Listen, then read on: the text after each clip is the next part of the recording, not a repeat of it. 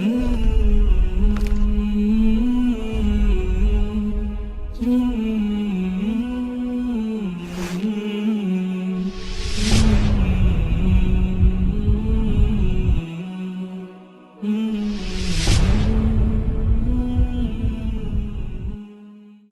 الحمد للہ والصلاۃ والسلام علی اشرف الخلق واکرم المرسلین وعلی اہلہ وصحبہ اجمعین، اما بعد۔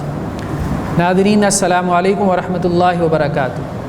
آج کی ہماری نشست کا موضوع ہے عہد نبوی میں اور دور صحابہ رضی اللہ عنہم اجمعین میں احادیث کی کتابت۔ عام طور پر یہ غلط فہمی پائی جاتی ہے، بلکہ بعض حلقوں کی طرف سے، جنہیں ہم انکار حدیث کے حلقے کہتے ہیں، یہ غلط فہمی پھیلائی جاتی ہے کہ احادیث آپ صلی اللہ علیہ وسلم کی وفات کے 200-300 سال بعد مدون ہوئیں، لکھی گئیں، کمپائل کی گئیں۔ حالانکہ یہ بات درست نہیں ہے۔ احادیث اللہ کے نبی صلی اللہ علیہ وسلم کے زمانے میں ہی لکھی جا رہی تھی۔ یہ بات درست ہے کہ آپ صلی اللہ علیہ وسلم نے شروع میں احادیث کے لکھنے کو اپریشیٹ نہیں کیا، اور اس کی دو وجوہات تھیں۔ ایک وجہ یہ تھی کہ لوگ قرآن مجید کے اسلوب سے واقف نہیں تھے، اس سے مانوس نہیں تھے، تو آپ صلی اللہ علیہ وسلم نے احادیث کے لکھنے سے منع فرما دیا، یعنی عام لوگوں کو منع فرما دیا۔ اور دوسری بات یہ تھی کہ مکی زندگی میں عام طور پر جو قرآن مجید نازل ہوا، اس کا زیادہ حصہ عقائد کے بارے میں تھا، قصص کے بارے میں تھا، اور اسی طرح سے اخلاقیات کے بارے میں تھا، کہ جس کے لیے کسی نبوی تشریح کی ضرورت نہیں تھی۔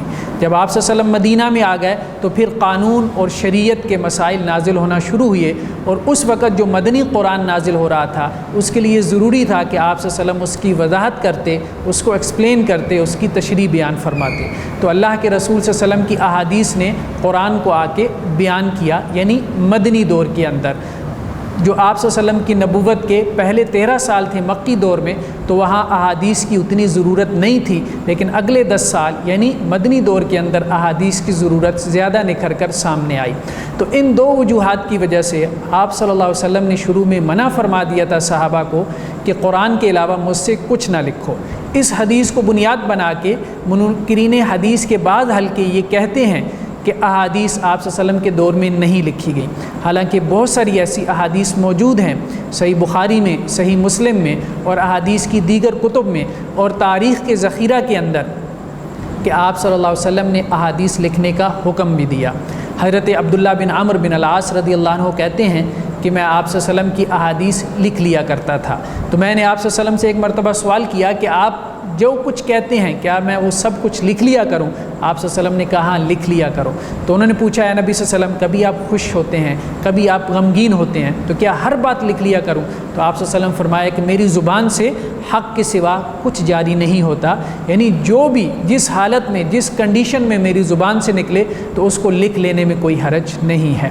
اسی طرح حضرت ابو ہریرہ رضی اللہ تعالیٰ عنہ فرماتے ہیں کہ مجھ سے زیادہ احادیث کو بیان کرنے والے صحابہ میں سے حضرت عبداللہ بن عمرو بن العاص کے علاوہ کوئی نہیں تھے، اور اس کی وجہ یہ تھی کہ میں احادیث یاد کیا کرتا تھا، جبکہ حضرت عبداللہ بن عمرو بن العاص احادیث یاد بھی کرتے تھے اور لکھا بھی کرتے تھے۔ اب یہ بھی بات احادیث میں آ رہی ہے۔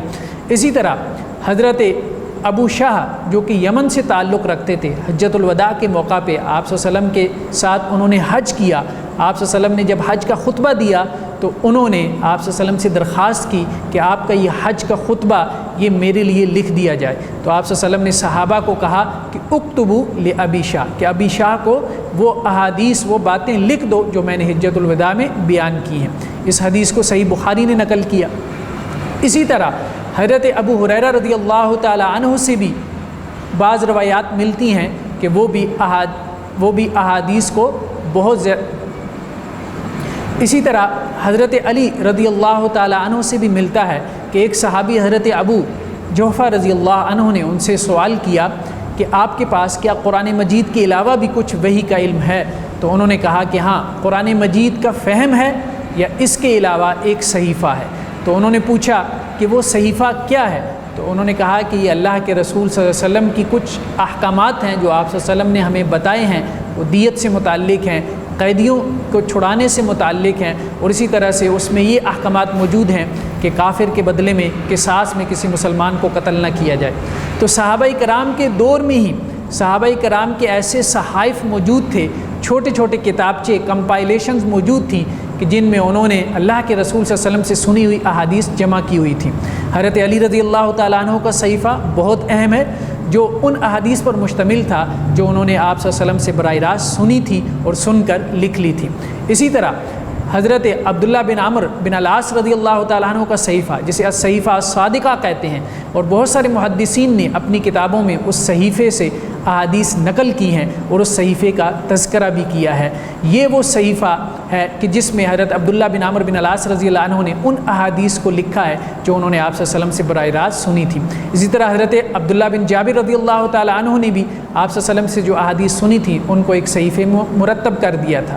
تو گویا کہ احادیث آپ صلی اللہ علیہ وسلم کے زمانے میں بھی لکھی جا رہی تھی، اور یہ بات خود تاریخ سے ثابت ہے، احادیث سے ثابت ہے، سیرت کی کتابوں سے ثابت ہے، اور صحابہ کے زمانے میں بھی احادیث موجود تھیں، لکھی ہوئی صورت میں بھی اور زبانی بھی نقل ہو رہی تھی۔